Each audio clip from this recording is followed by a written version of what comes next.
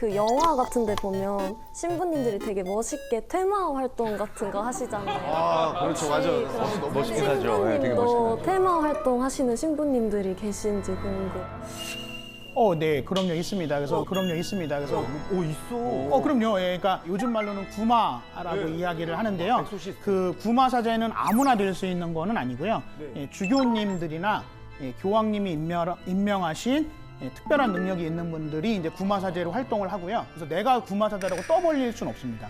예, 그리고 비밀 요원들이군요. 그다음에 그 구마 사제가 무슨 뭐 무턱대고 처음부터 구마를 하는 건 아니고요. 네. 정신병리학에서 먼저 상담을 좀 해보시고 그래서 그러고 실제로. 거기서 치료가 되시면 굳이 구마까지는 안 하고요. 안 되면 이제 구마 사제를 통해서 하는 걸로 하고 있습니다. 그럼 신부님, 우리나라에도 신부님들 중에서 구마사제가 계십니까? 네, 네. 오, 있습니까? 우리나라 분들? 예, 한국에서 한 적도 있죠. 네, 네. 네, 네.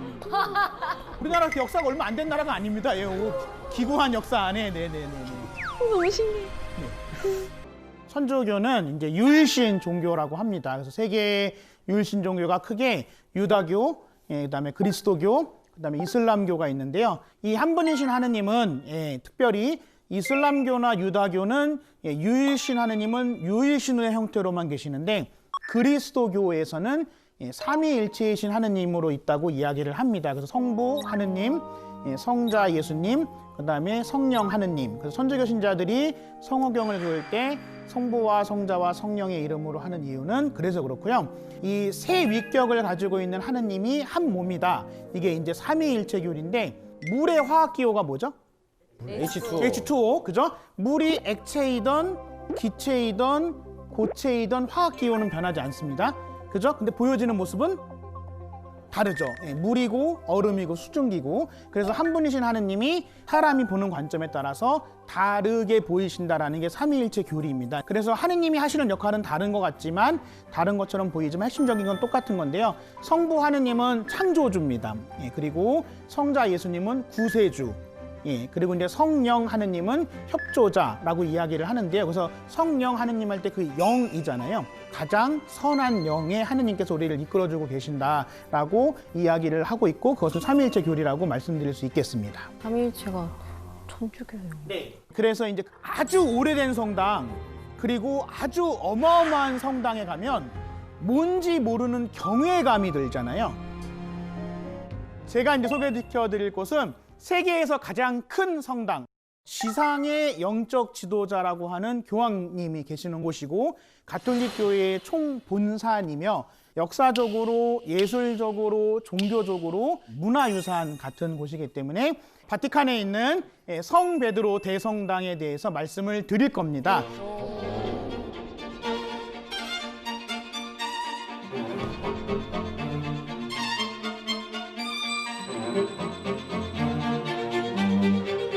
이게 이제 2009년도에 저희 동기 신부님들이랑 바티칸 대성당 안에 지은 그 안에 제대해서 찍은 사진인데요. 제가 2009년도에 서품 받았는데 제가 저렇게 서 계신 거예요? 왜 저렇게 서 계신 거예요? 말갈량이처럼 서 계세요.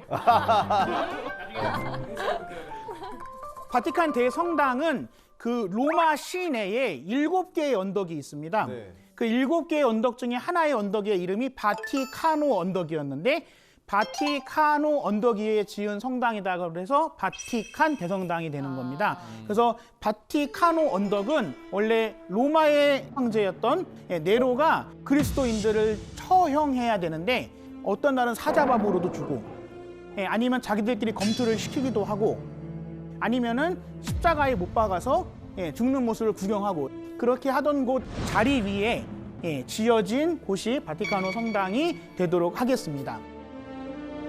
바티칸 대성당에 보면 이렇게 저 초대형 돔이 있습니다. 저 돔은 하느님의 영원함을 상징해요. 왜냐하면 돔은 동그란 모양을 가지고 있잖아요. 그죠? 이 돔을 누가 설계했을까요? 레오나르도 네. 아니고, 네. 미켈란젤로가 저 돔이 유명한 거는 이제 미켈란젤로가 지었기 때문에 그렇습니다. 오늘날의 대성전은 미켈란젤로, 라파엘로 같은 인류 역사에 한 번 나올까 말까한 예술가들이 지었기 때문에 돈으로 다시 지은다고 해도 똑같이 지을 수는 없고요. 기술적으로 또 지은다고 해도 똑같이 지을 수 없는 곳이라고 할 수가 있겠습니다. 보시면 네. 이게 아까 그 미켈란젤로의 도움이고요. 이 도움 바로 밑에 보면 대형 제대가 있습니다. 이 대형 제대 바로 밑에가 베드로 사도의 무덤이에요. 원래 이제 성당은 전통적으로 무덤 위에 세워지게 돼 있습니다. 그래서 이제 바티칸 성당도 무덤 위에 세워져 있는 거죠. 그 용산 성당이나 네. 아니면은 그 명동 성당 같은 경우에는 무덤 위에 지어진 성당입니다. 명동은 누가 그럼? 네, 명동에는 천국 천주교회의 2대 주교님인 앵베르 주교님하고 이제 모방 신부님, 샤스탕 신부님 이렇게 해서 순교자들 무덤 위에 세워져 있고요. 신학교에 가면은 이제 신학교 대성당에 김대건 신부님의 2개의 고울이 있습니다. 그래서 근데 그런 만큼 순교자의 유해가 모셔져 있는 곳은 다 성지라고 이야기를 할 수가 있는 거죠. 네. 다음으로 베드로 성당 이제 광장을 볼 건데요. 네, 이게 무슨 모양처럼 보이시죠? 예, 열쇠, 열쇠 모양으로 되어 있는데 그 예수님께서 베드로 사도에게 하늘나라의 열쇠를 맡깁니다. 그래서 천국의 문지기라고 불리거든요, 베드로 사도가. 그래서 베드로가 하늘나라 열쇠를 받았다라는 의미가 있고요. 그리고 이제 한편으로는 열쇠처럼 보이지만 다른 한편으로는 하느님이 세상을 향해서 손을 뻗고 있는 것처럼 보여요.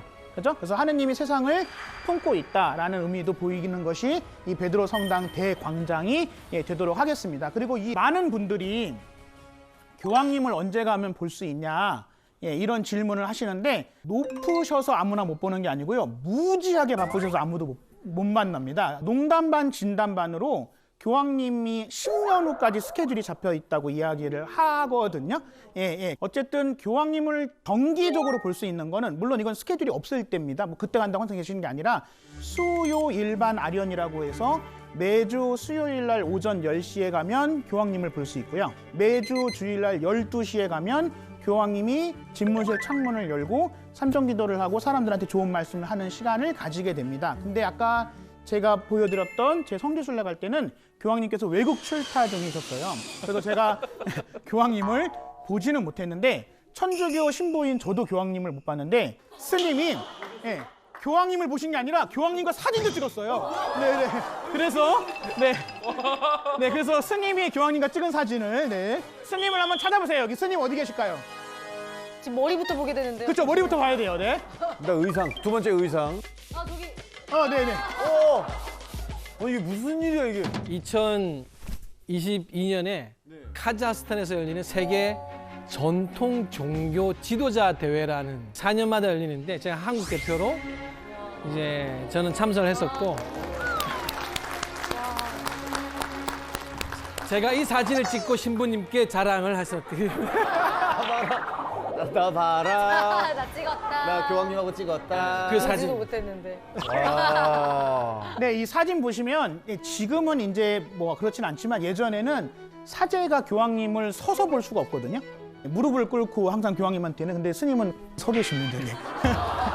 같은 라인에 그래서 물론 사제는 아니시지만 그래서 여기 가운데에 계시는 교황님이 아마 많은 분들이 아실 텐데 이제 프란치스코 교황님이라고 266대 교황님이십니다. 그래서 프란치스코 교황님은 최초의 남미 출신 교황님, 부에노스 아이레스 출신이십니다.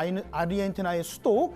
프란치스코 교황님은 그전의 교황님들과는 다른 여러 가지로 파격적으로 이제 행동을 하시는 분인데요. 이 얘기를 들으시는 분들은 좀 당연한 게 아닌가라고 생각하실 수도 있지만 원래 교황님은 자기 가방을 자기가 안 드십니다.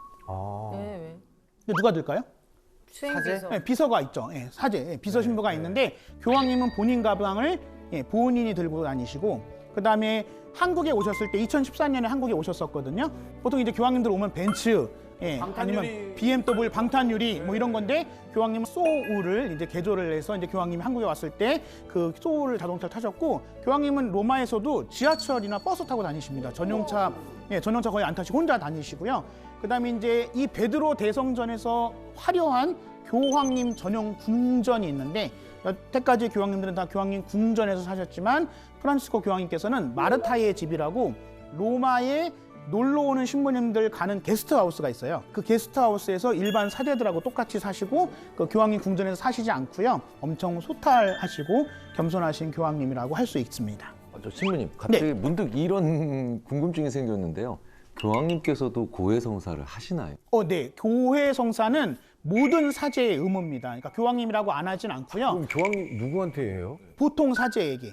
예, 그래서 여러분들 나중에 포털에서 프란시스코 교황 고해성사 치시면 교황님이 다른 사제와 다를 바 없이 무릎 꿇고 일반 사람들과 똑같이 고해성사를 보시는 것을 보실 수 있습니다. 네. 이것은 전승에 대한 이야기입니다. 그러니까 전승이라는 얘기는 뭐냐면 구라냐? 그건 아니고요. 구라? 진짜냐? 진짜냐? 진짜냐? 천주교 용어인 줄 알았어. 그것도 아니고요. 세례명인 줄 알았잖아요.